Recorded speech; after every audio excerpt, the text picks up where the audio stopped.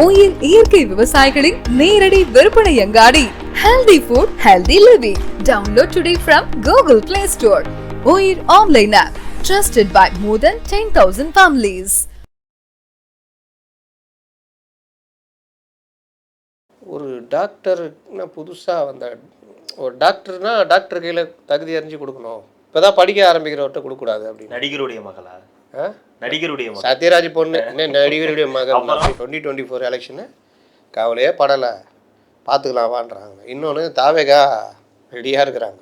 அவங்க ஆரம்பித்த புதுசுலையாவது கொஞ்சம் திமிர்த்தனமாக இருந்தாங்களே தவிர இப்போ போச்சேன்ற கண்டிஷன் தான் இருக்காங்க. நாளைக்கே பாஜகவோட அதிமுக கூட்டணி இல்லைன்னா கைகோர்க்கிறதுக்கு தாவேகா ரெடியாக இருக்குது.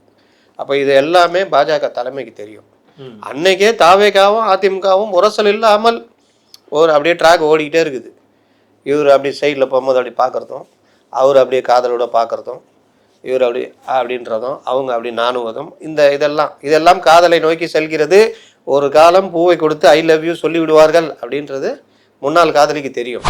இல்லை ஜேவி நல்ல முன்னெடுப்பு தான். ஜோசப் விஜய்னு கொண்டு போகிறீங்கன்னா சிறுபான்மையினர் வாக்குகள் கிறிஸ்தவ சொல்லிட்டு போங்க, ஒன்றும் பிரச்சனை இல்லை. ஜோசப் விஜய்னு சொல்லுவாங்களா? அப்புறமா சொல்லுவாங்க. ஜோசப் விஜய் சொல்லுவார், அவர் அது சொல்லுவார் சார். ஜோசப் விஜய் அப்படின்னு ஜோசப் விஜய்னு சொல்லுங்க, ஜேவி அப்படின்னு ஜனநாயகன் விஜய்னு சொல்லிக்கிறாங்க. அப்படின்னு சில இடத்துல இன்னும் ஜோசப் விஜய் யார் சொன்ன? ஜனநாயகன் விஜய். ஓ அப்படியா, சரி. இன்னொன்று சொல்கிறேன், எல்லாரும் கூட லிங்கில் இருக்காங்க. அதிமுக அவர்கள் அதிமுகவாக இருக்கிறார்கள். இப்போவும் சசிகலா கூட பல முன்னாள் அமைச்சர்கள் பார்த்துக்கிட்டு இருக்காங்க, பேசிக்கிட்டு இருக்காங்க, ஒரு மரியாதை இருக்குது. சசிகலா அதிமுக வரணும், டிஎம்கே ஆட்சி வீழ்த்த பண்ணணுன்றதுல அந்தமாக உறுதியாக இருக்காங்க. சில மூமெண்ட்ஸுகள் போய்கிட்டு இருக்குது. ஒருவேளை நெருக்கத்தில் டிசம்பருக்கு மேலே அதிமுகவை ஆதரித்து அவர்கள் பிரச்சாரம் கூட செய்யலாம்.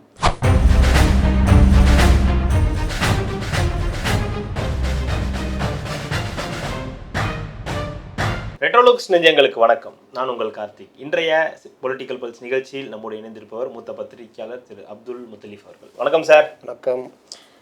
அதிமுகவின் புதிய தேர்தல் வியூகமாக இருக்கக்கூடியது நேற்றைய தினம் நடந்த அந்த ஒரு நிகழ்ச்சி அப்படின்னு சொல்லலாம். அந்த நிகழ்ச்சியில் மிக முக்கியமான ஒரு திமுகவின் உருட்டுகளும் திருட்டுகளும் அப்படின்றது, அப்புறம் துரோக மாடல் அரசின் உருட்டுகள் அப்படின்னு சொல்லி ஒரு வித்தியாசமான ஒரு முயற்சியாக தான் அது பார்க்கப்படுது. நிறைய பத்திரிகையாளர்கள் அப்புறம் மாணவர்கள் போன்றவர்கள்லாம் அங்கே வந்திருந்தாங்க. அவங்கக்கிட்டேயே அந்த ஸ்க்ராட்ச் கார்டு மாதிரி கொடுத்து அதை ஸ்க்ராட்ச் பண்ணி என்னென்னலாம் செஞ்சுருக்காங்க, அவங்க கொடுத்த வாக்குறுதிகள் இவ்வளோ, இதெல்லாம் நிறைவேற்றியிருக்காங்களா அப்படின்ற மாதிரியான விஷயங்கள்லாம் அதில் செய்யப்பட்டிருந்தது. இது ஒரு புதுவிதமான யுக்தியாக தான் பார்க்கப்படுது. அதில் நிறைய பத்திரிகையாளர்களுமே கலந்துக்கிட்டு இருந்தாங்க. அதில் செய்ய வேண்டிய கொடுத்த வாக்குறுதிகள் நிறைவேற்றினாங்களான்றதை அவங்க மூலியமாகவே அதை தெரியப்படுத்தினாங்க. இது யாருடைய ஐடியா? குறிப்பாக இன்னும் நமக்கு 8 மாத காலம் தேர்தலுக்கு இருக்குன்னா கூட அதற்கு முன்கூட்டியே இதெல்லாமே இப்போது செய்கிறதுன்றதை எப்படி பார்க்கலாம்? எடப்பாடி பழனிசாமி இவர்கள் சொன்னபடி அடிமை பாடி, அந்த பாடி, இந்த பாடி, வியாசர் பாடி சொன்னாங்களா, தாழ்ந்த பாடி, இந்த மாதிரிலாம் சொல்லி டிஃபேம் என்னென்ன பண்ண முடியுமோ பண்ணாங்க. ரொம்ப மோசம். பாஜக கூட சேர்ந்துட்டாங்க, அது இதுன்னு. ஆனால் இவர்களுக்கு என்ன பிரச்சனைனா, இவர்களுடைய 4.5 ஆண்டு கால அந்த ஆட்சியுடைய கோபம் மக்கள்கிட்ட இருக்குன்னு இவர்களுக்கு நல்லா தெரியும். அதை மடைமாற்றுறதுக்கு தான் இந்த மாதிரி விஷயங்கள், டிஃபேம் பண்ணுறது, அதுக்கப்புறம் புதுசாக தூக்கிட்டு வந்து உருட்டுறது, திராவிட மாடலு. எவனா ஒருத்தன் கஷ்டப்பட்டு படித்து லண்டன் அமெரிக்கன் செட்டில் இருப்பான், அவனை ஒரு 2 நிமிஷம் பேச வச்சு திராவிட மாடலாக நான் உயர்ந்தேன் அப்படின்னு போட வைக்கிறது. அப்புறம் மத்திய அரசுக்கு எதிராக நீட்டு அது இதுன்னு எல்லாத்தையும் கொண்டு வந்து உருட்டுறது. இப்போ நேற்று கூட சார் என்னன்னு கேளுங்க இருக்கிறவங்கள்ட்ட, எதுவும் தெரியாது, அவ்வளோதான், மோசம் கொண்டு வந்துட்டாங்க அப்படி அந்த மாதிரி. அப்போ இந்த மாதிரி விஷயங்கள் எல்லாத்தையும் வச்சு உருட்டுற நேரத்தில் இவர் களம் இறங்கிட்டார். இவங்களாம் என்ன நினச்சாங்க, இவங்களுக்கு 2 அதிர்ச்சி இப்போ சமயத்தில் நடந்த அதிர்ச்சி. ஒன்று, அதிமுக பாஜக கூட்டணி அமையாதுன்னு நினச்சிருந்தது, அது திடீர்னு அமைஞ்சோன்னா அது ஒரு அதிர்ச்சி. 2வது அதிர்ச்சி இது அவருடைய எழுச்சி பயணம். அதை அதையும் கொஞ்சம் கிண்டல் பண்ணிக்கிட்டு இருக்கிறாங்க. அந்த எழுச்சி பயணத்தில் வர்ற கூட்டங்கள், இவர் பேசுகிற சப்ஜெக்ட். பொதுவாக டிஎம்கே தான் எகிரி அடிக்கும், அஃபென்ஸ் அவங்க தான் எடுப்பாங்க.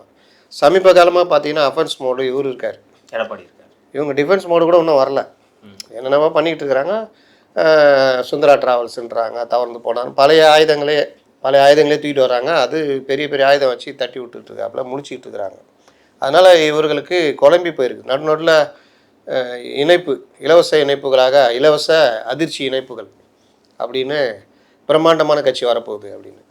அதுக்கு போட்டு மண்டை பிடிச்சிக்கிட்டு இருக்கிறாங்க. எங்களுக்கு தெரியாமல் என்ன பண்ணுறீங்க, உளவுத்துறை என்ன பண்ணீங்க, இந்த மாதிரிலாம் சொல்கிறாரு. யார் போகிறா இவன், அது ஒரு பக்கம். அப்போ இவர்களுக்கு அஃபென்ஸ் மோட்லேயே ஒரு போகிறது வந்து டெய்லி அதை டெவலப் பண்ணுறாங்க. யார் பண்ணுறாங்க என்ன பண்ணுறாங்களோ அது தெரியாது, ஆனால் ரொம்ப புத்திசாலித்தனமாக பண்ணுறாங்க அப்படின்றது மட்டும் தெரியுது. புதுக்கோட்டையில் நேற்று நடந்த அந்த நிகழ்ச்சி வேறு லெவலில் இருந்தது. கிட்டத்தட்ட 4 மணி நேரம் போச்சுன்னு நினைக்கிறேன் அந்த நிகழ்ச்சி. அதில் முதல்ல அந்த வாழ்த்து பாடல்கள் அதையும் இவர்கள் எடுத்து கிண்டல் பண்ணியிருந்தாங்க. ஏன்னா வாழ்த்து பாடல்கள் வாழ்த்துவதும் மற்ற விஷயங்களும் அவர்களுக்கு மட்டுமே சொந்தம். இந்த மன்னரை வாழ்த்துவார்கள்ல, அவர்களுக்கு மட்டுமே சொந்தம். மற்றவர்களை வாழ்த்துனா தகுதியே இல்லாதவனு போய் பாரு அப்படின்னு. ஆள்வதும் மற்ற விஷயங்களும் இவர்களுக்கு மட்டுமே சொந்தம். வேறு யாராவது விஜய் மாதிரி வந்துட்டா, நேற்று நடித்து நடிகனாயிட்டா வேண்டாம், திடீர்னு மறந்துடுறாங்க. உங்கள் ஆளும் தான் நேற்று நடித்து இப்போ தான் வந்தார். இன்னொரு அம்மா என்ன சொல்கிறாங்க, ஒரு டாக்டர்னா புதுசாக வந்த ஒரு டாக்டர்னா டாக்டர் கையில் தகுதி அறிஞ்சு கொடுக்கணும், இப்போ தான் படிக்க ஆரம்பிக்கிறவர்கிட்ட கொடுக்கக்கூடாது அப்படின்னு. நடிகருடைய மகளா? நடிகருடைய மகள் சத்யராஜ் பொண்ணு என்ன நடிகருடைய மகள் அப்படியே பயந்துனால இல்ல அதான் கேக்குறேன். நடிகரை வந்து சொல்றாங்க இல்லையா, நேற்று வந்து நடிகர்னு சொல்றாங்க, அவங்களுமே நடிகருடைய மகள். அவங்களே எப்படி வந்தாங்கன்றது பார்த்தா அந்த இது தானே. நீங்கள் நேராக வந்துட்டு அப்படியே படிப்படியாக வட்டம் பகுதி அப்படியே வந்திருக்கீங்க. உங்களை ஒரு 2-3 இடத்துல பேச விட்டோன்னா இந்த அம்மா ஏதாவது இலவச ஆலோசனைலாம் சொல்லிட்டு இதில் உடனே கூப்பிட்டு சேர்த்துக்கிட்டாங்க. இந்த வைஷ்ணவின்னு ஒருத்தங்க பார்த்தீங்கன்னா பயங்கரமான இந்த இதில் தாவேக்கால என்ன பொறுப்பில் இருந்தாங்கன்னு தெரியாது, ஆனால் அவங்க ராஜினாமா பண்ணுறாங்க. இப்போ கூட நேற்று கூட சொல்லிக்கிறாங்க, இது சம்மந்தமாக நான் அறிக்கை விடுவேன். யாருன்னு எனக்கு ஒன்றும் புரியல. அவங்க வந்து திமுகவில் அந்த செய்தியாளர் நெறியாளர் கேட்குறாரு, ஏங்க உங்கள் மேலே புகார் கொடுத்தாங்க அதனால் நடவடிக்கை சொல்கிறீங்க, இதோட மோசமாக திமுகவில் பண்ணிக்கிட்டு இருக்காங்களே, நீங்கள் அந்த கட்சியில் தானே இருக்கீங்க, நீங்கள் என்ன பண்ண, அதெல்லாம் நான் கவனத்துக்கு வந்தால் நான் உடனே அறிக்கை விடுவேன். ஐயா ஸ்டாலின் இவங்க அப்படியே மேயர் ஆகிட்டாங்களோ, மேயர்னா மட்டும் என்ன பண்ண முடியுமா, அப்படியே இவங்க சொல்லின் செல்வர், இவங்க எழுத்து சிற்பி. மேயரை பற்றி பேச முடியாது. ஆமாம், அது 10ஓட 1 தான் 11 தான். அப்போ இந்த மாதிரி தான் வந்துட்டு இந்த அம்மா என்ன சொல்கிறாங்க, டாக்டர் படித்து டாக்டர் ஆனவுடனே அவர்கிட்ட ஒரு பொறுப்பை கொடுக்கணும். வந்தவுடனே படிக்கும் போதே டாக்டர் ஏதோ ஒன்று சொன்னாங்க. அது அப்படி பார்த்தா எம்எஸ் எம்டி பல பேர் இருக்காங்க. இவர் எம்பிபிஎஸ் தானே முடிச்சிருக்காரு சின்னவர். அப்படி பார்த்தா நீங்கள் சொல்கிற கேட்டகரியில் அவர் வரமாட்டார். அவங்களுக்குலாம் பதவி கொடுக்கணும், பெரிய துணை முதல்வர் இந்த மாதிரி கொடுக்கணும். பிபிஎஸ்ஏ படித்து முடிச்சதுக்கப்புறம் தான் அந்த பட்டம் கிடைக்கும். ஆனால் அதுக்கு முன்னாடி எல்லாமே இதாகுது. அப்போ அந்த மாதிரி வந்து பேசிக்கிட்டு இருக்கிறது, நாங்கள் தான் ஆளுநருக்கு தகுதிங்க. அப்போ இவர் வந்து இந்த மாதிரி விஷயங்கள் எடுத்து பண்ணும்போது அந்த வாழ்த்து, அதுக்கு பிறகு இந்த கேள்வி பதில் இவர் அறிமுகப்படுத்தி வச்சு பேசினார். அதுக்கப்புறம் இவர் கொஞ்சம் பேசினார். அப்புறம் இன்ட்ராக்ஷன் மாதிரி போச்சு. இன்ட்ராக்ஷன் கவனித்து பதில் சொல்லிட்டு தான் பார்த்தோம். இதில் நீங்கள் பார்த்தீங்கன்னா இப்போ துணிஞ்சு தங்களுடைய குறைகளை சொல்லி நீங்கள் வந்து எங்களுக்கு இது பண்ணித்தரணுன்ற லெவலுக்கு எல்லா இடத்துலையும் இப்போ சிறு குறு தொழிலாளர்கள், தொழிலதிபர்கள், மற்றவர்கள் எல்லாமே இப்போ வர ஆரம்பிச்சிருக்காங்கன்னா ஏதோ ஒரு மாற்றத்தை நோக்கி அவங்களுக்கு ஒரு நம்பிக்கை வருது, அந்த கவர்மெண்ட் மாற்றப்படும் அப்படின்றது. அதற்கு பிறகு பத்திரிகையாளர்னு நல்லகட பாண்டிகளே போடா போய் மட்டைக்கு கீழே அடி நகத்து, அப்படியே ட்ரால் ஆகிடணும் அப்படின்னு அவர் எவ்வளோ இது பார்த்துட்டு வந்து உட்காந்துருக்காரு. சில பேர்னால நீங்கள் ஒன்றும் பண்ணவே முடியாது. நேற்று அப்படி தான் நீங்கள் வந்து மரியாதை குறைவாக பேசுனீங்களே, என்ன மரியாதை குறைவாக பேசணும், நான் எங்கேயாவது ஒன்று காமிங்க. ஆனால் அவங்க என்னென்ன பேசுனான்னு உங்களுக்கே தெரியும். ஆனால் நீங்கள் வந்து என்ன இந்த கேள்வி கேட்குறீங்க, இல்லை நீங்கள் அவன் பேசுனீங்களே பொறுமையில். அது ஒரு இதில் ஃப்ளோவில் பேசும்போது நீ என்ன சொன்ன அப்படின்ற மாதிரி வர்றதும், ஊர்ந்து போனேன் தவழ்ந்து போனேன்னு பேசுறதுக்கும் அவர் இன்னும் சில விஷயம் சொல்ல மறந்துட்டார். சட்டசபையிலே முதல்வர் வந்து அவதூறு பண்ணார், அதெல்லாம் நீங்கள் கேட்க மாட்டீங்களான்ற மாதிரி. ஏன்னா இந்த கேள்வி போய் அங்கே கேட்பாங்களான்னு நான் கேட்குறேன். இப்போ சுதந்திரம் கொடுக்குறதுனால தானே நீங்கள் என்ன வேணால் கேட்குறீங்க. இப்போ நீங்கள் ஸ்டாலின்கிட்ட நீங்கள் என்ன கேள்வி கேட்கணும், அதுக்கு என்ன பதில் சொல்லணுன்ற முதல் கொண்டு இப்போ இப்படி ஆயிடுச்சு முதல்வர்கிட்ட. அப்போ நீங்கள் இந்த கேள்வியை அவர்கிட்ட கேட்க முடியுமா? என்ன சார் நீங்கள் கவர்னரை வந்து தமிழ்னு ஒருத்தன் சொல்லிட்டு தமிழ்னாலே ஒருத்தனுக்கு எரிச்சலாக ஆகுது, தமிழ்நாடுன்னு சொன்னால அப்படின்லாம் பேசுனீங்களே, எப்படி சார் நியாயமானு கேட்க முடியுமா? கேட்டுட்டு அவர் சும்மா அந்த மேயரை கேட்டாலே அந்த மாதிரி கோவம் வருது. அவர் ஆஃபீஸ் வரைக்கும் பெரிய பிரச்சனை பண்ணிட்டாங்க, ப்ளீச்சிங் பவுடர் கேட்டதுக்கு. இப்போ சிஎம் எந்த மூளைக்கு, எவ்வளோ பெரிய இது, சிஎம்கிட்ட பேச என்ன ஆவாங்க. ஆனால் இந்த சைடு பாருங்கள், அந்த ஒரு இதெல்லாம் இருக்குது. அந்த ஏன்னா எங்கே வெளிப்படைத்தன்மை இருக்கோ அங்கே நீங்கள் எதுவும் பண்ண முடியாது. நீ என்ன வேணால் கேட்டுக்கோ, நான் பதில் சொல்லிட்டு போகிறேன் அப்படின்றது. இன்னொன்று அது செட்டப் இதுன்றது இல்லைன்றது நேற்று தெரிஞ்சிச்சு. பத்திரிகையாளர்லாம் மடை கேள்வி கேட்க ஒரு பதில் சொல்ல. எப்போவுமே விமர்சனங்களை கேள்வியாக வைக்கும் போது அதுக்கு பதில் சொல்கிறது மூலிமா தான் எதுவுமே ஜெயிக்க முடியும். ஒரு வெளிப்படைத்தன்மை இருக்கும். நீங்கள் அதை மறைச்சிக்கிட்டு நீ என்கிட்ட கேள்வியை முதல்ல கொடுத்துரு, அப்புறம் நான் செட்டப் பதில், அந்த மாதிரி இந்த இதெல்லாம் வந்து என்றைக்குமே வேலைக்கு ஆகாது. இன்றைக்கி கூட டிடிவி தினகரன்ட்ட போயிட்டு அப்படியே உருட்டுறாங்க. நேற்று முதல்ல அவர்கிட்ட கேட்கப்பட்டுச்சு, டிடிவி தினகரன் இந்த கூட்டணியில் இருக்கிறதா சொல்லியிருக்காரு, அப்படியான்னு கேட்டதுக்கு அவர் இல்லைன்ற மாதிரி ஒரு பதிலை சொல்லியிருக்காரு. உடனே இன்னைக்கு அவர்கிட்ட கேட்டிருக்காங்க. அவர் வந்து என்ன சொல்லியிருக்காரு, அதை ஒவ்வொருத்தருக்கும் ஒரு கருத்து இருக்கும், இந்த மாதிரி கேள்விகளே இதை கேட்டு இதை ஒரு பிரச்சனையாக மாற்றுகிற இதை நீங்கள் பண்ணுறது தான் கேட்குறீங்க. அதுக்கு நான் பதில் சொல்ல மாட்டேன். கூட்டணி ஒற்றுமையாக இருக்கணும், ஒரே லட்சியம் திமுக வீழ்த்தப்படணும் அப்படின்றதுல நாங்கள் உறுதியாக இருக்கிறோம். அதனால் நீங்கள் இன்னொன்று சில கேள்விகள்லாம் நீங்கள் எடப்பாடி பழனிசாமி சொன்னார்னா அவர்கிட்ட போய் கேளுங்க, சில கேள்வி அமித்ஷா சொன்னால் அவர்கிட்ட போய் கேளுங்க, என்கிட்ட அந்த கேள்வி விடை தேட முயறாதீங்க அப்படின்ற மாதிரி நடிச்சிட்டார். அப்போது நீங்கள் இவர்கள் நோக்கமே என்னென்னா, இன்றைக்கும் பாருங்கள் திரும்ப திரும்ப ஒரு விஷயத்தில் யாராக இருந்தாலும், இப்போ நம்மகிட்ட கூட கேட்குறவங்க கூட பாஜக அதிமுக கூட்டணி தான் வரும்னு அமித்ஷா சொல்கிறாரு, ஆனால் எடப்பாடி இப்படி சொல்கிறாரு. அமித்ஷா என்றைக்கு சொன்னார் அப்படின்னு கேட்டால் பொதுவான ஒரு கருத்தை இவர்கள் உருவாக்கி வச்சுருக்காங்க. அதில் வந்து பெரிய பத்திரிகை இந்து ஆங்கில பத்திரிகையிலேயே எடப்பாடியை பேட்டி எடுக்கிறாங்க. அந்த பேட்டியுடைய இன்ட்ரோவில் இதை அவர் போட்டு வச்சுருக்காரு. அமித்ஷாலாம் அப்படி பேசுகிறாரு, பாஜகவுடைய கருத்து கூட்டணி அரசுன்னு சொல்கிறாங்க. இந்த நேரத்தில் இதுக்கு மறுக்கும் விதமாக எடப்பாடி இந்த மாதிரி பேட்டி கொடுத்துருக்காருன்னு இன்ட்ரோ கொடுக்குறாங்க. இவர் அமித்ஷா என்னைக்கு அதிமுக பாஜக கூட்டணி அரசு வரும்னாரு, என்டிஏ அலையன்ஸு ஜெயிக்கும்னாரு. உடனே பாஜக அதிமுக கூட்டணி வெல்லும் அப்படின்னு அந்த மொழிபெயர்ப்பாளர் அவர் யாருக்கு வேலை செய்கிறார் எங்கன்னு தெரில. ஏன்னா அவர் அங்கே சன் டிவிலேருந்து வந்தவர், அவர் யாருக்கு என்ன வேலை செய்கிறான்னு தெரில. அப்போ இந்த மாதிரி வார்த்தைகளில் வச்சு விளாட்றது தான் இன்றைக்கி அதிகமாக இருக்குது.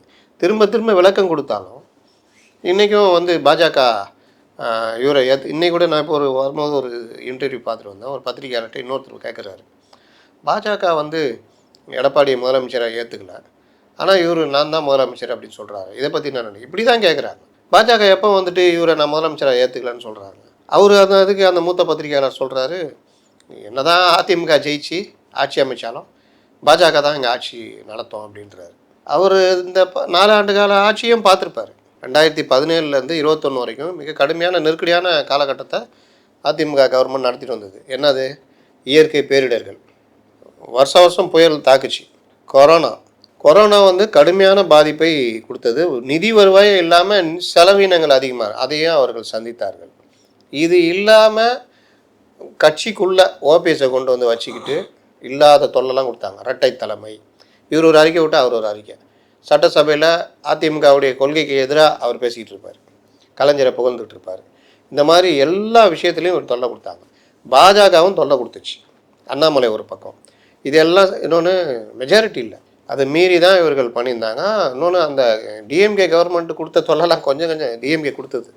எதிர்கட்சியாக இவங்க எல்லாமே இன்றைக்கி காணா போன முத்தரசன்லாம் அன்றைக்கி எப்படி இருந்தார், டெய்லி பேட்டி. இன்றைக்கி காணா போன சமூக ஆர்வலர்கள், பசுமை காவலர்கள், இவங்கெல்லாம் இப்போ எப்படி இருந்தாங்க, ஒரு சின்ன பெண் அனிதாவை வச்சுட்டு என்னென்ன விட்டுனாங்க. நடிகர்கள் கலைத்துறையினர் அன்சிகா ட்வீட் பண்ணாங்க. அந்த மாதிரி காலம் தெரியாது, ஒன்றும் தெரியாது, தமிழ்நாடே தெரியாது, ஆனால் இவங்கெல்லாம் ட்வீட் பண்ணிட்டு. அப்போ இந்த மாதிரி ஒரு பெரிய சுச்சுவேஷனில் அவர்கள் பிஜேபியுடைய பல அழுத்தங்களுக்கு அடிப்பணியாமல் 4 வருஷத்தை நடத்தினவங்க. பிஜேபி இப்போ புரிஞ்சிக்கிட்டு இருக்குது இவர்கள் அதை பற்றி கவலைப்படலை அப்படின்னு. 2024 எலெக்ஷனு கவலையே படலை, பார்த்துக்கலாமான்றாங்க. இன்னொன்று தாவேகா ரெடியாக இருக்கிறாங்க. அவங்க ஆரம்பித்த புதுசுலையாவது கொஞ்சம் திமிர்த்தனமாக இருந்தாங்களே தவிர இப்போ போச்சேன்ற கண்டிஷன் தான் இருக்காங்க. நாளைக்கே பாஜகவோட அதிமுக கூட்டணி இல்லைன்னா கைகோர்க்கிறதுக்கு தாவேகா ரெடியாக இருக்குது. அப்போ இது எல்லாமே பாஜக தலைமைக்கு தெரியும். அன்னைக்கே தாவேகாவும் அதிமுகவும் உரசல் இல்லாமல் அப்படியே ட்ராக் ஓடிக்கிட்டே இருக்குது. இவர் அப்படியே சைடில் போகும்போது அப்படி பார்க்குறதும், அவர் அப்படியே காதலோட பார்க்குறதும், இவர் அப்படின்றதும், அவங்க அப்படி நாணுவதும், இதெல்லாம் காதலை நோக்கி செல்கிறது. ஒரு காலம் பூவை கொடுத்து ஐ லவ் யூ சொல்லி விடுவார்கள் அப்படின்றது முன்னாள் காதலிக்கு தெரியும். பார்த்துச்சு, எவனே என்ன நினச்சிக்கிட்டு இருக்கிற நீ வா அப்படின்னு இழுத்து போட்டாங்க. சரி, இவரும் பார்த்தாரு, சரி கல்யாணம் பண்ண சொல்லி வீட்டில் தொல்லை கொடுக்குறாங்க. இது ஒன்று பார்த்துக்கிட்டு தான் இருக்குது தவிர வேறு எதுவும். ஒரு படத்தில் ஒரு சமீபத்தில் பார்த்து சிரிச்சுக்கிட்டே பரோட்டா பேசிக்கிட்டே இருக்குமே, இவர் இங்கேருந்து பாட்டெலாம் போட்டுக்கிட்டு இருப்பார். ஆமாம், சுப்பிரமணியபுரமா? இல்லை மாயாண்டி குடும்பத்தார். பாட்டெலாம் போட சிரிச்சுக்கிட்டே இருக்கும். கடைசியில் பார்த்தா அந்த அம்மா மாற்றுத்திறனாளி, காது கேட்கறதுல அவங்க பிரச்சனை. டேய் நீ என்ன பாட்டு போட்டாலும் அவளுக்கு புரியாதுடா, அவள் எல்லாத்தையும் சிரிச்சு தாண்டா இருப்பா, பல்லு எடுத்து பல்றா, எல்லாருக்கும் சிரிச்சு தாண்டா இருப்பான்னு. அந்த மாதிரி எல்லாருக்கும் சிரிச்சிட்டு இருந்தேன்னா நான் அதை நம்பிட்டு இருந்தாங்க அவங்க. கடைசியில் அப்படி போய் அங்கே ஃபார்ம் ஆகிட்டாங்க. அப்போ பாஜகவுக்கு என்ன பிரச்சனைனா, இவங்களை விட்டதுனால நமக்கு 24ல் பெரிய அடி, 29ல் அந்த தப்பை பண்ணக்கூடாது. ரெண்டாவது, தமிழ்நாட்டில் பார்ட்னர்னு யாரும் கிடையாது. அதிமுக தான் ஒரே சிலுவை சுமக்க முடியும். இந்த நேற்று கூட பாருங்கள், இந்த எல் முருகன் அதிமுக ஆட்சி அமைந்தால் மும்மொழி கொள்கை அமல்படுத்தப்படும். இவங்களெல்லாம் கொஞ்ச நாளைக்கு தமிழ்நாட்டு பக்கமும் வரக்கூடாது சொல்லணும்.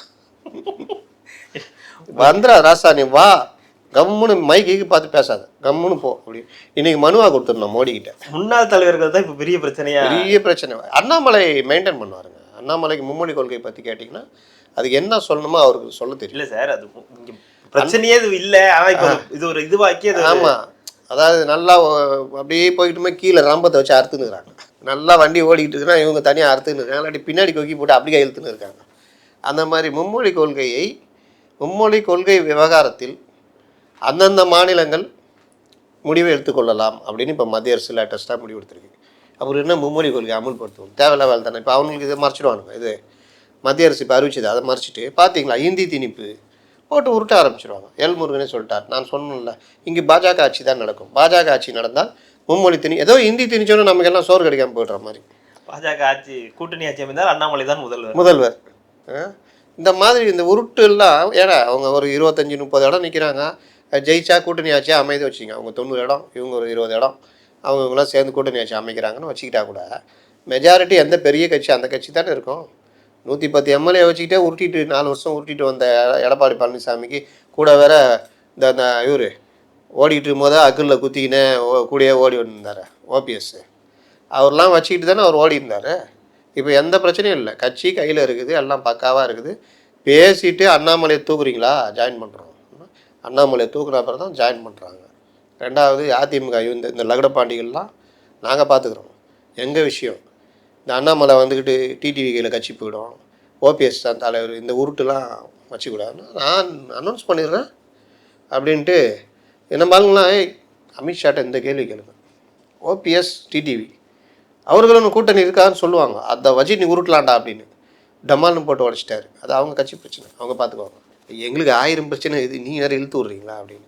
அப்போ இந்த மாதிரி விவகாரத்தில் ஏடிஎம்கே ஸ்ட்ராங்காக இருக்கும் போது இல்லை, இப்போ எவ்வளோ ஸ்ட்ராங்காக இருக்குது. இப்போ இதுக்கு பரப்புரைக்கு போகிறதுக்கு முன்னாடி வரைக்கும் அவருக்கு ஒரு இது இருந்திருக்கலாம், அவநம்பிக்கை இருந்திருக்கலாம். அவநம்பிக்கைன்னு சொல்ல முடியாது, நம்பிக்கையின்மை கொஞ்சம் கம்மியாக இருந்திருக்கலாம் அவரோட ஏன்னா இந்த மாதிரியான கேள்விகள் தொடர்ந்து பாஜகவோட சேர்ந்துட்டீங்களா அப்படின்ற கேள்விகள் ஒரு பக்கம் அவருக்கு அழுத்தத்தை கொடுத்துருக்கலாம். இந்த பரப்புரைக்கு போனதற்கு பிறகான பாஜகவோட சேர்ந்தது சம்பந்தமாக அவர் சமாளிக்கிறது ரெடியாக தான் இருந்தார். அவருக்கு தெரியும் அதெல்லாம். அவர்கள் நீங்கள் மற்ற எல்லாம் நல்ல வேலை பாருங்கள், செல்லூர் ராஜு இவங்கெல்லாம் பேச விட்றதே இல்லை, அவங்களுக்கு தெளிவாக முடிவு எடுத்துட்டாங்க. இவங்க தான் இன்னும் அந்த எல் முருகன்லாம் அவுத்து விட்டு வச்சுக்கிறாங்க. அதெல்லாம் பண்ணோம். என்னன்னா அவர், நான் என்ன பிரச்சனை, உனக்கு என்ன பிரச்சனை, நீ ஏன் பதற, இது எங்கள் கட்சி, நாங்கள் முடிவு எடுத்துக்கிறோம் யார் கூட சேரணும், நாங்கள் தோற்று கூட போகிறோம், உனக்கு என்ன, நீ என்ன அவ்வளோ கவலைப்படுற அப்படின்னு கேட்குறாரு. இன்னொரு பக்கம் அவர்களுக்கு வேறு கொள்கை இருக்கும், எங்களுக்கு வேறு கொள்கை இருக்கும். நோக்கம் கூட்டணி, இந்த நோக்கம் வந்து உங்களை வீழ்த்துறது இல்லை. இதை வந்து சரிப்படுத்திட்டாரா இந்த பரப்புரைக்கு அப்புறம்? அவருக்கு வந்து அந்த கூட்டம், அப்புறம் அவர் பேசிய விஷயங்கள் இதெல்லாம் எடுபட்டு நீங்கள் கூட்டம் போக போக பார்க்க ஒரு உற்சாகம் வரும். ரெண்டாவது, பேசுகிற விஷயங்களுக்கு கிடைக்கிற ஆதரவு, எதை அடித்தா இவர்கள் தடுமாறுகிறார்கள்னு தெரிஞ்சோன்னா, இப்போ பாக்ஸிங்லேயே நீங்கள் பாக்ஸிங் பண்ணிக்கிட்டு இருக்கிறேன், உங்களுக்கு எது வீக்குன்னு நான் கண்டுபிடிக்கணும் கொஞ்சம் நேரத்தில். உங்களுக்கு கீழே ரிப்பில் அடித்தா நீங்கள் தடுமாறுறீங்கன்னா, ரிப்பில் மாறி ரிப்பில் அடிக்கிறது, டக்குன்னு லெஃப்ட் பஞ்ச் விட்டா நீங்கள் ரைட் சைடு கார்டு உங்களுக்கு பிரச்சனைனா அதை எடுத்துருவான் டக்குன்னு. அடுத்து அங்கே கீழே உட்காந்துருக்கான், அவன் சொல்லுவான் இந்த மூஞ்சி கிஞ்சி கழுவும் போது, ஹேய் ட்ரிபிளியாடுறா, லெஃப்ட்டு பாரு, அவன் ரைட்டு, அவன் கார்டு அவனுக்கு சரியாக தெரில பார்த்துக்கணும். அந்த மாதிரி இவர்கள் அடிக்கும் பொழுது எங்கே பிரச்சனைன்னு தெரியுது. இவர்களுக்கு என்ன பிரச்சனை தெரியுமா, தேர்தல் வாக்குறுதி நிறைவேற்றலை, இந்த மாதிரி விஷயங்கள்லாம் தொட்டால் இவங்களால் ஒன்றுமே பண்ண முடியாது, ஏன்னா நிறைவேற்றலை. அவர் அதில் எடுத்து அடிக்கிறார். அப்போ அந்த அடிக்கிற அடி ஒவ்வொரு நாளும் மக்களை வந்து நீங்கள் எப்போவுமே நல்லா தெரிஞ்சுங்க, உண்மையின் மேல் நின்று நீங்கள் பேசினால் அது நல்ல வரவேற்பை பெறும். அந்த வரவேற்பு என்பது ஆரவாரமாகவும் இருக்கலாம், அமைதியாக பார்த்து அங்கீகரிப்பதாகவும் இருக்கலாம். இல்லை, அவங்க வந்து புதுசாக இந்த வியூகத்தில் மக்கள்கிட்ட எடுத்துகிட்டு போகிறாங்க. அதாவது இந்த மாதிரியான விஷயங்கள்லாம் இவங்க செய்யலை அப்படின்றத மக்கள்கிட்ட எடுத்துகிட்டு போகிறோம். அந்த ஸ்லிப் மாதிரி குறைகளை நேரடியாக வீட்டுக்கு. அதுக்கு ஒருத்தர் கேட்டார் பார்த்தீங்களா, அப்போ கோர்ட்டே கண்டிச்சு இருக்குது, நீங்கள் வந்து போய் நீங்களும் உறுப்பினர் சேர்க்க போகிறீங்களா, அது நாங்கள் ஏன் அதெல்லாம் இல்லை, நாங்கள் ஏங்க அது ஒரு பைத்தியகாரத்தனம் அவருக்கு தெரியும். ஏன்னா உறுப்பினர் சேர்ப்புன்றது இந்த காலத்தில் நீங்கள் அது எல்லாமே போலித்தனம் தான். நான் தான் சொன்னல, ஏற்கனவே சொன்னேன்ல, ஒரு வீட்டுக்குள்ளே திம்முன்னு 5 பேர் வந்துட்டு நான் தலைவரை வணக்கம் தலைவரை சேருங்க தலைவர்னு நம்ம என்ன பண்ண முடியும்? வெளிப்போ அப்படியா சொல்ல முடியும்? தலைவரை உங்களுக்கு தான் நான் ஓட்டு போடுவோம், அதான் தலைவரை நானும் சொல்கிறேன், போடு நம்பர் கொடு, இந்த அப்படி என் நம்பரு எல்லா நம்பரும் உன் நம்பர் மட்டும் கூட நாங்கள் பார்த்துக்குறோம். எத்தனை பேர்? 5 பேர். ரைட். அப்போது இந்த 5 பேர் போனோம்னா இந்த ஒரு படத்தில் வடிவேல பண்ணணும் போடா அப்படின்ட்டு அந்த மாதிரி தான் ஒரு வெறுப்பு இருக்கும். தம்பிகள் போகிறாங்க, தாவேக தம்பிகள், அவர்களையும் வாப்பா இப்போ தான் வந்துட்டு போனாங்க, அப்போ நீயா சரி கொடு, என்ன அண்ணா என்னண்ணா சரி போட்டுக்கோ, சரி ஒட்டிக்கோ, அவங்க ஒட்டு பக்கத்தில் ஒட்டு, நீ வேற மேலே ஒட்டுட்டு போற, அது வேற தகராறாயிடும். மக்கள் விரும்பும் வேட்பாளர் முதல்வர் வேட்பாளர் ஜேவி, அது யாரு? ஜேபி கேள்வி போட்டிருக்கோம், அன்பேவால எம்ஜிஆர் கேரக்டர். இன்னொரு ஜேபி இருந்தார், ஜெயபிரகாஷ் நாராயணன். ஜேடி கூட தெரியும், மாஸ்டர் படத்துல அவர் நடிச்சாரு. ஜேவி என்ன திடீர்னு ஜேவை கூட்டு வந்துட்டீங்க? இல்ல இவங்க உட்காந்து யோசிச்சிருப்பாங்க, ஜெயலலிதா ஜெயலலிதா ஜேவி ஜெயலலிதா விஜயா, இதுவா ஜெயலலிதா ஜெயம், விஜய்னால ஜெயம் தான், விஜய்னால வெற்றி தான். ஆனாலும் இவங்களுக்கு நம்பிக்கை இல்லை, ஜெயலலிதா. அந்த மாதிரி வீடியோ பாத்தீங்களா தெரியல, இவர் ஜேவின்னு சொல்லுவார்ல, நிறுத்தி சொல்லுவார், எல்லாம் முழிப்பான். யாரா பின்னாடி ஒருத்தர் விஜய்னு சொல்ல போறாருன்னு ரெடியா இருப்பார், கை தட்டுவார், ஜேவி அப்படின்னு யாரா ஜேவி? அண்ணன் புஷி அண்ணன் தனியா ரூட் எடுக்கிறாரா? சரி, எது இருந்தாலும் நமக்கு விஜய் பத்தி கவலை இல்லை, கூட உசாரா இருப்போம். புஷி அண்ணன் ஜேவின்னு சொன்னா ஒரு கன்ஃபியூஸ் ஆயிட்டு இருக்காரு.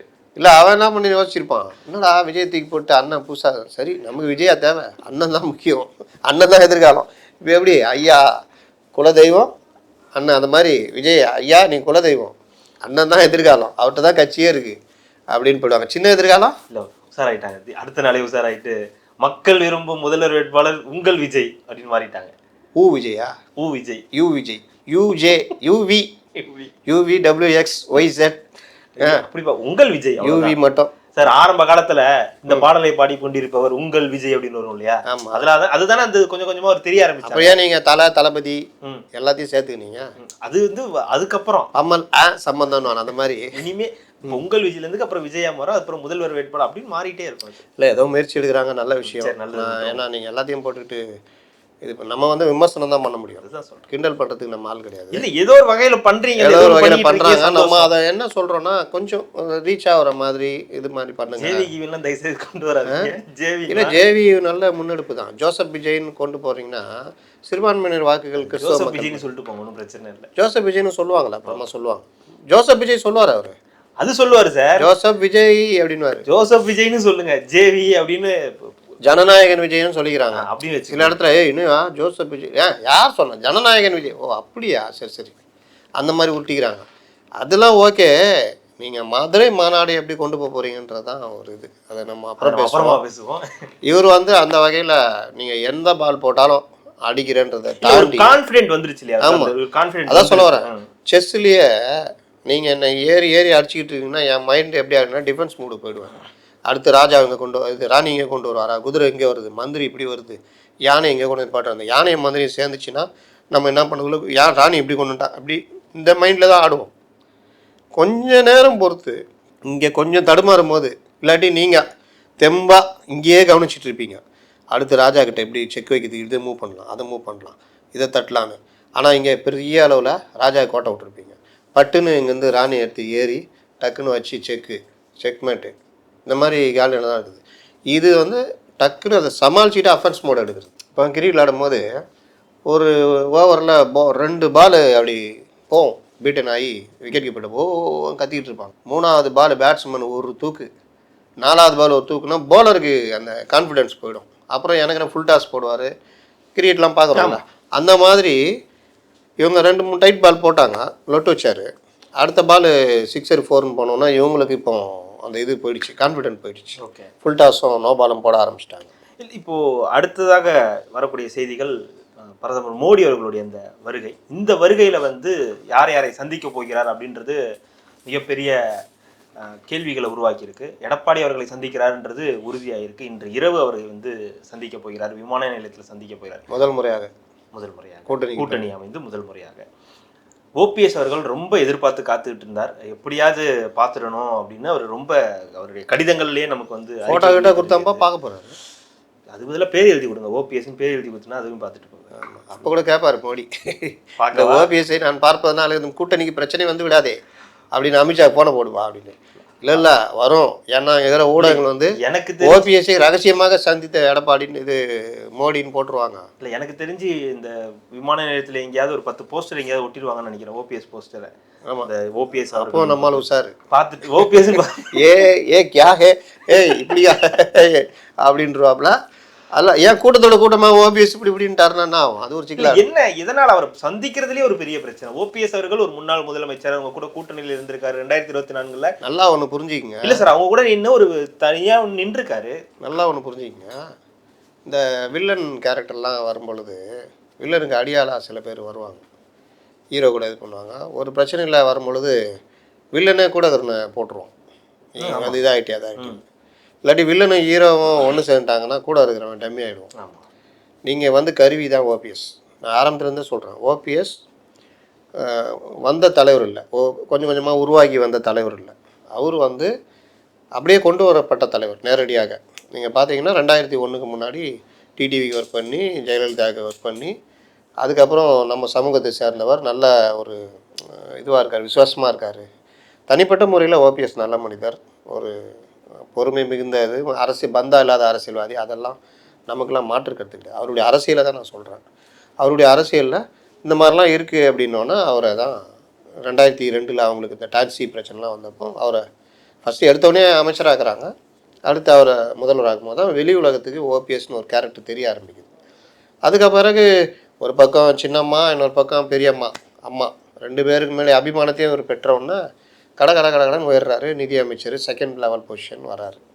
அப்போ இது எல்லாமே வந்து அவருடைய விசுவாசத்துக்கு கிடைச்சதை தவிர அவர் அந்த கேப்பில் அவரையும் கொஞ்சம் வளப்படுத்திக்கிட்டார். ஆனாலும் அவர் ஒரு தலைவராக கட்சிக்குள்ளே தனக்கான ஒரு தன்னை நம்பியவர்கள் இருக்காங்கல்ல, தனக்கான ஒரு கூட்டத்தை உருவாக்குறது, அந்த இதெல்லாம் இல்லை. ஆனால் இந்த டைமில் பார்த்தீங்கன்னா அந்த டீம் வந்து புதுசாக வந்த டீம் தான் அது. எடப்பாடி மட்டும் தான் சீனியர், எஸ்பி வேலுமணி, தங்கமணிலாம் ஜூனியர்ஸ் தான். ஆனால் அவங்க அப்படி இப்படியே வர்றாங்க, அவங்களுக்குள்ள ஒரு டைப் இருக்குது, அந்த ஒற்றுமையோடு வர்றாங்க. ஓபிஎஸ் பார்த்தீங்கன்னா நீங்கள் தென்மண்டலத்தில் உதயகுமார் கூடயோ இல்லை செல்லூர் ராஜி, இவங்க நத்தம் கூட மட்டும்தான் கொஞ்சம் நெருக்கம் அவர், மற்றவங்களாம் பெரிய அளவில் ஒரு இது இல்லை. அப்போ அந்த இதெல்லாம் வந்து அவருக்கு மைனஸ். தென்மண்டலத்தில் தான் ஒரு பெரிய தலைவராக மாறி இருக்கணும்ல, அதை அவர் பண்ணவே இல்லை. அதற்கு பிறகு அவருக்கு வாய்ப்பு கிடைக்கிது, முதலமைச்சராக ஜெயலலிதாவுக்கு பிறகு கண்டினியூ பண்ணுறதுக்கு இவர்கள் அனுமதிக்கிறாங்க. ஏன்னா அவர்களுக்கு ஒரு முகம் தேவை. சசிகலா நேரடியாக வந்து ஆட்சி நடத்த முடியாது, அதே விசுவாசத்தோடு இவர் இருப்பார்னு எதிர்பார்த்து கொடுக்குறாங்க. அதிமுக அந்த பவரோடையே போகுது. ஆனால் இவர் கைப்பாவையாக மாறுகிறார். அப்போ தான் அவங்க கண்டுபிடிக்கிறாங்க, இவர் நமக்கு இல்லை, இவர் டெல்லி மேலிடத்துக்கு இவரை வச்சுக்கிட்டு நம்ம நடத்த முடியாதுன்னு. அவரை டம்மி பண்ணுறது தான் அந்த ஜல்லிக்கட்டு போராட்டம், அந்த மாதிரி விஷயங்கள்லாம். உடனே டெல்லி கையில் இருந்து அவர் போய் பர்மிஷன் வாங்குற மாதிரி டெல்லி ஒரு நாடகம் நடத்தி ஜல்லிக்கட்டு நாயகனாக வந்தார். அதுக்கப்புறமும் பார்க்குறாங்க இவர் ரொம்ப இதாக வரணும்னா நீ எழுதி கொடுன்ட்டு எழுதி வாங்குறாங்க. அதுக்கப்புறம் தான் அவர் தான் சொல்லுவார் குருமூர்த்தி, நான் சொல்லி தான் போய் அவர் தர்மயுத்தம் நடத்தினார். தர்மயுத்தம் நடத்தினப்பெல்லாம் ஓபிஎஸ்க்கு பெரிய பேர் இருந்தது, ஒரு ஊடகங்கள் வந்து அவர் அந்த அளவுக்கு இது பண்ணிச்சு. அதற்கு பிறகாவது அவர் தன்னை நிலைநிறுத்திக்கலான்னா அதுலேயும் பண்ணலை. அவர் ஒரு 11 எம்எல்ஏக்கள் இதெல்லாம் வந்து மறுபடியும் பிஜேபி கூட கை கோத்துக்கிட்டு டக்குன்னு அவங்க சொன்னபடி மேலே போய் உட்காந்தார். அப்போவும் ஒரு வாய்ப்பு கிடைச்சிது, துணை முதல்வர், ஒருங்கிணைப்பாளர்னு. அப்போவாவது நீங்கள் உங்களுடைய செல்வாக்கை பாஜக தானே எதிர்பார்த்தது, இவரை வச்சு ஆப்ரேட் பண்ணலாம்னு நினச்சாங்க. இன்றைக்கி சொல்கிறாங்கல்ல, அந்த மூத்த பத்திரிகையாளர் சொன்னார்னு சொன்னேன், அதாவது அதிமுக ஆட்சி அமைஞ்சாலும் பாஜக கைக்கு ஆட்சி தான் நடக்கணும். அன்றைக்கி இதுதானே நடந்தது. ஓபிஎஸ் வச்சுக்கிட்டு ஓபிஎஸ்ஐ வச்சு எல்லா வேலையும் பண்ணலான்னு நினச்சாங்க. ஆனால் ஒன்றும் பண்ண விடலை, இவங்களும் பண்ண விடலை. அவருக்கும் அந்த இது இல்லை, அந்த நாலேஜ் இல்லை. தன்னை மட்டுமே வளர்த்துக்கிறது, பையனை வளர்த்துக்கிற மாதிரி தான் பார்த்தாரு. அது வந்து அவருக்கு பெரிய லெவலில் கை கொடுக்கல. அப்புறம் ஒரு கட்டத்து மேலே இவர்கள் உதவியோடு தான் இருந்தார். இப்போ அண்ணாமலை உதவியோடு இருப்பார், டிஎம்கே உதவியோடு இருப்பார், இப்படி தான் இருந்தார். நீங்கள் பக்கத்து சீட்டில் உட்காந்துருக்காருங்க, இவர் எதுங்க இங்கே உட்கார வைக்கிறீங்கன்னு கேட்டால் பிறகு கூட சபாநாயகர்கிட்ட இவரே போய் சொல்லியிருக்கணும், இல்லைங்க அவங்க துணைத் தலைவர் நான் வந்து வெளியேறிட்டேன், என்னை மாற்றி கொடுங்க, அட்லீஸ்ட் ஃப்ரண்ட் சீட்டில் எங்கேயாவது கொடுங்க அப்படின்னு. கொஞ்சம் கூட கூச்சப்படாமல் அவர் உட்காந்து தானே இருந்தார். அவர் எடப்பாடி கத்திட்டு இருந்தாலும் உட்காந்தார். இன்றைக்கி வந்து அப்படிப்பட்ட ஒரு அதிமுக கூட்டணிக்குள்ளே வரணும்னா அவங்களுக்கு, அதனால தான் அது நடந்து முடிந்த கதைன்னு அவர் சொல்கிறாரு. அவ்வளோ வெறுப்புங்க, சாதாரண விஷயம் கிடையாது. அப்போ அந்த மாதிரி விஷயங்களில் ஓபிஎஸ் கருவியாக பயன்பட்டுக்கிட்டே இருந்தார். கருவியாக இவரை பயன்படுத்தியவர்கள் நாளைக்கு அதனாலே கூட்டணி உடஞ்சி அதோடைய பலனெல்லாம் தெரிஞ்சுக்கிட்ட பிறகு வேணாம் சண்டைக்கார காலிலே ஊற்றுறோன்னு விழுந்துட்டாங்க. சண்டைக்காரனும் சாட்சிக்காரனும் ஒன்றாயிட்டாங்க. இவரு நடுவில் மாட்டிக்கிட்டார். டிடிவி அதில் மெல்ல கலந்துக்கிறார். ஏன்னா அவர் எதிரி, துரோகி கிடையாது. அவர் சண்டை போட்டு வெளியில் போயிட்டார், வெளியேற்றப்பட்டார், கட்சி ஆரம்பித்தார், எதிர்த்து நின்றுட்டார். நாளைக்கு அவருக்கு பிரச்சனை இல்லை. அவர் என்ன இவங்களுக்கு பிரச்சனைனா, நம்ம பார்த்து தலை வணங்கி இந்த ஒரு டிடிவி இன்றைக்கி நம்ம, ஆனால் அவர் அந்த நிலைமையை பற்றி கவலைப்படல. இருந்தாலும் இவங்க இந்த பயம் இருக்குது. அப்போ எங்கே வைக்கணுமோ அங்கே மட்டும் தான் நாங்கள் வைப்போன்றதுறாங்க. ஓபிஎஸ் அப்படி இல்லை, கருவியாக பயன்பட்டதுனால கருவியாக பயன்படுத்திய பாஜகவே அவர் நோக்கம் நிறைவேறிச்சு, தூக்கி போட்டாங்க. நாளைக்கு வேறு யாரையா பிடிக்க பார்ப்பாங்க, எஸ்பி வேலுமணியோ தங்கமணியோ பிடிக்க பார்ப்பாங்க. அதில் வெற்றி அடையலாம், தோல்வி அடையலாம். செங்கோட்டையன் ஒருத்தருக்காரில் இன்னொரு ஓபிஎஸ், அவரை வச்சு ட்ரை பண்ணுவாங்க. இந்த மாதிரி வர்றவர்கள்லாம் பார்த்தீங்கன்னா அவர்களுக்கு 1-2 ஆதரவாளர்கள் தான் இருப்பார்களே தவிர அதை தாண்டி பெருசாக இருக்காது. அப்போ அவர்கள் தன் நிலை உணர்ந்து பண்ணணும். இன்னொன்று, ஓபிஎஸ் தப்பாக முடிவெடுத்து நம்பாதவர்கள் எல்லாம் நம்பி இழந்தது தான் அதிகம். இப்போ இந்த நிலை, இப்போ இந்த பார்க்கணும், அவங்கள வந்து பார்க்கறதுக்கு இப்போ அனுமதி இல்லைன்றது கிட்டத்தட்ட அவர் இப்போ என்ன ட்ரை பண்ணுறாருன்னா, எனக்கு செல்வாக்கு இருக்குது அதிமுகவில், இது அதிமுகவே இது பண்ணாலும் எனக்கு டெல்லி மேலிடத்தில் எனக்கு செல்வாக்கு இருக்குது பழைய இதுன்னு நினச்சிட்டு இருக்காரு. அவங்கள பற்றி இவருக்கு தெரியல. அவங்க வந்து இந்த நரகாசுரன் மாதிரி தலையில் கை வச்சு பஸ்மாக்கி விட்டு போகிற ஆட்கள். நீங்கள் சசிகலாவுக்கு தலையில் கை வச்சாங்க, நினச்சா அவங்க ஸ்டாலினுக்கு அப்பாயின்மெண்ட் கொடுப்பாங்க, பேசுவாங்க, நினச்சா இது பண்ணுவாங்க, அந்த மாதிரி ஆட்கள். அப்போ உங்கள் பார்ட்டு முடிஞ்சிச்சுருந்தா இவர் இன்னும் கெஞ்சிறது இன்றைக்கி தானா? நீங்கள் கடைசியாக அவருக்கு இந்த இதில் வாய்ப்பு கொடுத்தாங்க. இவர் ஒரு ரூமு, சிஎம் ஒரு ரூமு, அந்த அளவுக்கு இவருக்கு டைம் கொடுத்தாங்க. அந்த அளவுலாம் வச்சு பார்த்தாங்க. அப்புறம் ஏடிஎம்கே சார்ந்த அப்புறம் இவர் தேவையில்லையே. அதனால் அவர் பெரிய அளவில். இன்னொன்று, இப்போ வந்து இவரை கூப்பிட்டு பேசினா இன்றைக்கி ஊடகங்கள் என்னென்ன பண்ணணும் தெரியுமா தெரியாது அவர்களுக்கு. ஒரு பக்கம் இந்த செடி ஏற்றி விட்டு இந்த செடி ஏற்றுறாங்க, கூட்டணியில் முறிவா, ஓபிஎஸ் ஒன்று ரகசிய சந்திப்பா, ஓபிஎஸ்ஐ தலைவராக இப்படியெல்லாம் இப்படிலாம் பேசுவாங்க. எடப்பாடியை தூக்கி போட்டு மீண்டும் ஓபிஎஸ்ஐ கொண்டு வந்து உட்கார வைக்குது, இப்படிலாம் பேசுவாங்க. இது எதுக்கு தேவையில்லாத வேலை, சர்ச்சை. அதனால் சந்திக்காமே இருக்கலாம் அப்படின்ட்டு முடிச்சு விட்ருவோம். ஏன்னா இங்கே இருக்கிறவங்களும் கேட்பாங்களே, இப்போ அண்ணாமலை தலைவராக இருந்தால் நான் வாங்கி தரேண்ணே, அண்ணே நீங்கள் வாங்கினேன், அப்படியே கார்லேயே வந்துடுங்க, உள்ளே அப்படியே கூப்பிட்டு போயிருங்க. இது இப்படி இருக்கு, எடப்பாடிக்கு உள்ளே வாங்க, ஓபிஎஸ் வெளியே போங்கன்ற மாதிரி. அதான் சொல்கிறேன், எடப்பாடி உள்ளே வாங்கினா அதிமுக உள்ளே போயிருக்கு. இல்லை, நான் சொல்கிறது நீங்கள் வாங்க நீங்கள் போங்க ஆமாம் மாதிரி. நீங்கள் எடப்பாடி கூட பார்த்தீங்கன்னா இந்த அளவுக்குலாம் இப்போ போனார், அதுக்கப்புறம் போயிட்டு பிரதமரை சந்திக்கிறது அந்த மாதிரிலாம் வச்சுக்கலையே. அமித்ஷா டீல்னா அமித்ஷா டீல் அப்படியே ஓடிச்சு. இப்போ பிரதமர் வர்றதுனால மரியாதை நிமித்தமாக கூட்டணியும் ஆகிட்டாங்க, போய் சந்திக்கிறாங்க, அப்படி தான் போகுது. இப்போ இது ஓபிஎஸ் இருந்திருந்தாருன்னா ஒரு 10 தடவையாக போய் டெல்லியில் போய் பார்த்துருப்பாரு. இப்போ இவர்கள் அந்த விஷயத்தை நீங்கள் எப்போவுமே கௌரவத்தை மெயின்டைன் பண்ணணும். நீங்கள் தமிழ்நாட்டில் பெரிய கட்சி, அந்த இதை அவங்க மெயின்டைன் பண்ணி. இல்லை, 2021 அமித்ஷா அவருக்காக காத்திருந்தார், அவர் தான் கிளம்பி போனாருன்ற செய்தி எல்லாமே வந்து. அதனால் அவர்கள் அந்த நீங்கள் ஒன்றும் இல்லை, அமித்ஷா என்ன சொன்னார், நான் வந்து டிடிவியை சேர்த்துக்க சொன்னேன், கேட்கல. இவர் குருமூர்த்தி சொன்னார்ல, இவர் எடப்பாடி ஒத்துக்கவே இல்லை. இல்லாட்டி ஒரு 25 இடம், உண்மை தான், ஒரு 20-25 இடம் கூட கிடச்சிருக்கும். ஆனால் அன்றைக்கி டிடிவியை சேர்த்துருந்தா என்னென்ன பிரச்சனை வந்திருக்குன்னு இவருக்கு தெரியும். அதனால் யாரை எங்கே வைக்கணுன்றதில் அவர் உறுதியாக இருக்கார். இப்போவும் கேள்விக்கு பதில் பாருங்கள், அது நடந்து முடிஞ்ச கதை, இது காலம் பதில் சொல்லுன்றார். நேற்று அவர் கூட்டணி ஆட்சின்னு பேசினார் டிடிவி, முந்தா நாள். ஆமாம், இன்றைக்கி மாற்றி பேசுகிறார். ஏன்னா அவர்களுக்கு உண்மை உணர்த்தப்படும். கொஞ்சம் பிரச்சனை ஆனாலும் நாங்கள் எங்கள் வேலையை காப்போம். எல்லாருமே எடப்பாடி அவர்கள் வந்து பாஜக ஆட்சியை உள்ளே வந்துடுவார், பாஜக. ஆனால் இப்போ உண்மையாக பார்த்தா டிடிவி தினகரன் தான் அப்படி பேசிகிட்டு இருக்காரு. அமித்ஷா அவர்கள் வந்து சீரிய முயற்சியில் இந்த கூட்டணியை வந்து உருவாக்கியிருக்கார். அவருக்கு அவருடைய நோக்கத்தை நாம் வந்து எடப்பாடின்னு அவர் சொல்கிறது மனசு வருமா? அவர் அங்கீகாரம் கொடுக்காத வரைக்கும் அவர் அப்படி தான் பேசிகிட்டு இருப்பார். அங்கீகாரம் கொடுத்து எல்லாம் மேடை ஏற்றுனாங்கன்னா அன்றைக்கி சொல்லுவார் திரு எடப்பாடி அவர்கள். ஏன் போன எலெக்ஷன் சொன்னார்ல, அவரே முதல்வராக இருக்கட்டும், நான் கூட தேர்தலில் போட்டியில்லை, எங்கள் ஆட்களை இணைச்சிக்கிட்டு அவங்களுக்கு மட்டும் வாய்ப்பு கொடுங்கன்னு கேட்டார்ல. இப்போ இந்த ஓபிஎஸ் ஆட்கள் கெஞ்சுறாங்களா, காலையில் கூட விழுகிறோம். அவர் ஒன்றும் மறுப்பு தெரிவிக்கலையா? அங்கே யார் உட்காந்து தான் மனோஜ் பாண்டேனா வைத்திலிங்கம் ஏய் யாரா பேசுகிற அப்படின்னு எந்திரிச்சிக்கிட்டு எதுவும் பேசலையா? மனசில் இருக்கிற தம்பி அப்படியே சொல்லிட்டாம்பா தான் நினச்சிருப்பான். ஏன்னா இதே வைத்தியலிங்கம் எஸ்பி வேலுமணி பேச்சுவார்த்தை நடத்துனாங்க போன ஆண்டு பிஜேபி சேரத்துக்கு முன்னாடி, வந்துருங்கண்ணே பேசிக்கலான்னு. அது அப்படியே ஏதோ ஒரு காரணத்தினால அப்படி நின்று போச்சு. இன்னொன்று சொல்கிறேன், எல்லோரும் கூட லிங்கில் இருக்காங்க. அதிமுக அவர்கள் அதிமுகவாக இருக்கிறார்கள். இப்போவும் சசிகலா கூட பல முன்னாள் அமைச்சர்கள் பார்த்துக்கிட்டு இருக்காங்க, பேசிக்கிட்டு இருக்காங்க, ஒரு மரியாதை இருக்குது. சசிகலா அதிமுக வரணும், டிஎம்கே ஆட்சி வீழ்த்த பண்ணணுன்றதில் அந்தமாக உறுதியாக இருக்காங்க. சில மூமெண்ட்ஸுகள் போய்கிட்டு இருக்குது. ஒருவேளை நெருக்கத்தில் டிசம்பருக்கு மேலே அதிமுகவை ஆதரித்து அவர்கள் பிரச்சாரம் கூட செய்யலாம், எது வேண்டுமானாலும் நடக்கலாம். ஆனால் ஓபிஎஸ்ஸை மட்டும் இவங்க எப்படி வைக்க போகிறாங்கன்னு எனக்கு தெரியல. இந்த வேலைலாம் பண்ணக்கூடாதுல்ல. பிரதமர் வந்தால் நீங்கள் பார்த்து அனுமதி மறுக்கிறாங்க, இது ஒரு உங்களுக்கு ட்ராபேக் தானே, கவர்மெண்ட் இருக்க வேண்டியது தானே. உங்களை வரவேற்கவும் வழி அனுப்பவும் கொடுக்கும் பாக்கியத்தை கொடுங்களா? நாளைக்கே பிரதமர் இல்லைன்னா அவரும் இதே மாதிரி தான் இருப்பார். அதனால் இவர் ஓவராக அந்த இதை நோக்கி நகர்ந்துட்டு இருக்காருன்னு தான் அர்த்தம். இன்னொன்று, கொஞ்சம் இந்த நிலைமையை மாற்றிக்கிற ஏற்பாடும் இல்லை. தாவேகாவுடையும் பேச்சுவார்த்தை நடத்திட்டு இருக்காரு. இங்கே ஒரு இது போட்டு வச்சிருக்கும்போது அங்கேயும் துண்டை போட்டு வச்சிருக்காரு. அதுவும் அவங்களுக்கு போயிருக்கும் இல்லையா ஒரு செய்தி? அது என்னங்க, நமக்கெல்லாம் தெரியும் போது அவங்களுக்கு தெரியாதா?